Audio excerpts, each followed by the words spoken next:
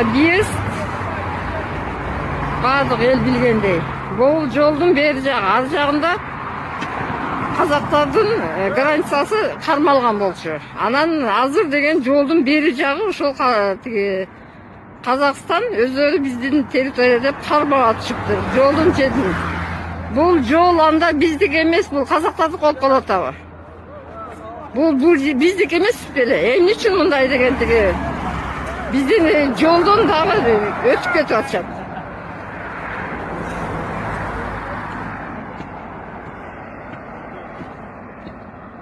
Карасаңар эл.